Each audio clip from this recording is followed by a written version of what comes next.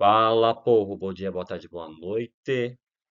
Lembrando que eu não faço a mínima ideia quando é que vocês vão assistir, mas assistam para fazer as atividades. Bom, o tema da aula de hoje é texto dissertativo, que nada mais é do que um tipo de texto na qual se divide em duas situações, né? O argumentativo e opinativo. Uma vez que você expõe sua opinião sobre determinado assunto, seja ele qual for, pode ser qualquer tipo de assunto, enfim. O importante é que você vai argumentar e opinar sobre aquele tema. E essa argumentação, ela precisa ter uma forma lógica. O que é uma forma lógica? Uma linha de raciocínio coerente e coesa, que são as ligações que você faz entre um argumento e outro, ok? E como você estrutura essa dissertação, ou melhor, esse texto dissertativo? Primeiro nós temos a introdução. Na introdução você tem o que nós chamamos de tese. O que é a tese? A tese nada mais é do que a ideia central do assunto ao qual você irá abordar, certo? Muitas vezes quando a gente levanta uma tese, né? A tese é como se fosse a forma de você responder ou questionar os motivos que geraram aquela situação, certo? Tudo é baseado por meio de um tema, né? Todo texto dissertativo, antes de você produzi-lo, você vai precisar do tema que é proposto pela banca, pela prova, pelo simulado, pelos vestibulares, seja pelo professor, enfim. Em cima daquele tema, você vai desenvolver a sua tese, que é a problemática. O que é a problemática? É a ideia central daquilo que você quer expor, os seus argumentos, né? Tentando dizer quais foram as situações que geraram aquela problematização, e dependendo do tipo de texto dissertativo, você pode vir com uma proposta de intervenção ou não. E na sequência, nós temos o desenvolvimento. O desenvolvimento nada mais é os pontos onde você vai argumentar, baseando a sua ideia através de repertório, no qual ajude a delimitar ainda mais, né, a sua linha de raciocínio sobre aquele assunto, sobre aquele tema. Então, o desenvolvimento é o lugar, né, é a parte do texto onde você vai colocar em prática, né, o seu pensamento sobre este tema que você levantou. E depois nós temos a conclusão. A conclusão é esse fechamento, né, chamamos de nova tese. O que é a conclusão? Dependendo da linha de texto dissertativo que você buscar, né, que você for fazer, é claro que isso vai depender das instruções da prova, né? Tem o texto dissertativo argumentativo e tem o texto dissertativo expositivo. São essas duas linhas de texto dissertativos que você pode encontrar em qualquer tipo de prova por aí. A diferença básica entre elas está na conclusão.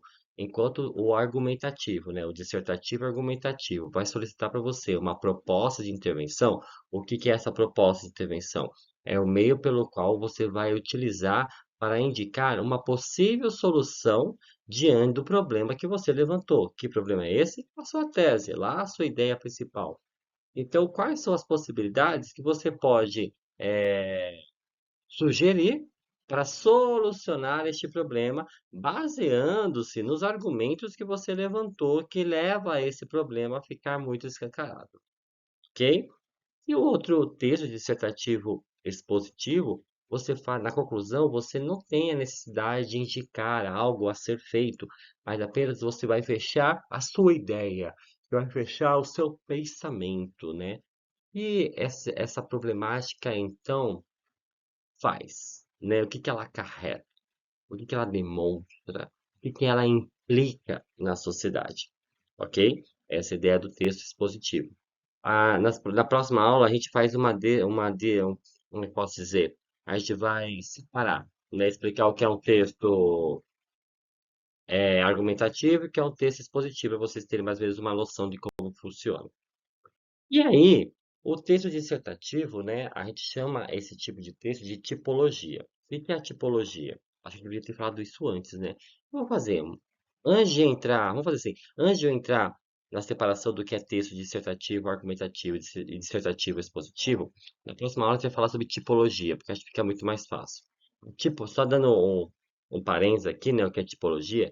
Tipologia é a forma estrutural de como você apresenta o gênero, ou seja, como você apresenta o texto, né? E há quatro tipologias: a narrativa, a descritiva, a dissertativa e a injutiva, né? São as tipologias textuais, que é a estrutura que você utiliza para passar a informação.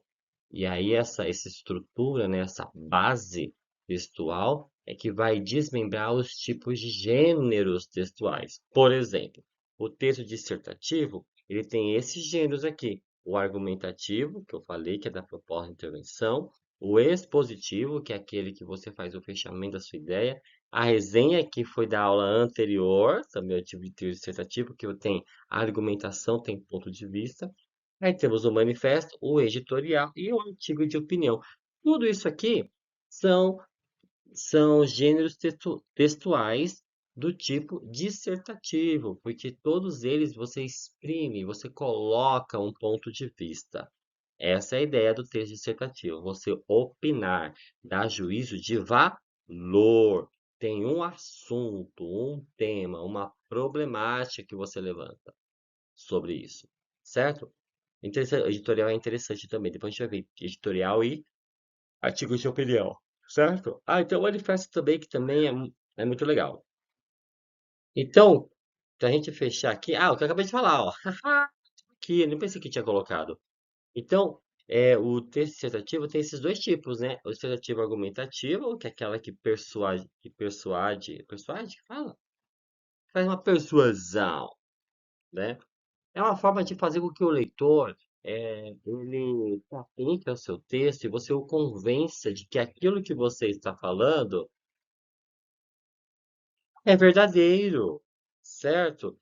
Que você possa convencê-lo de que aquele assunto é verdade, que acontece daquele jeito, daquela maneira, né? Baseando-se numa ideia central que é a tese, você levanta seus argumentos por meio de um repertório. O que que é o repertório?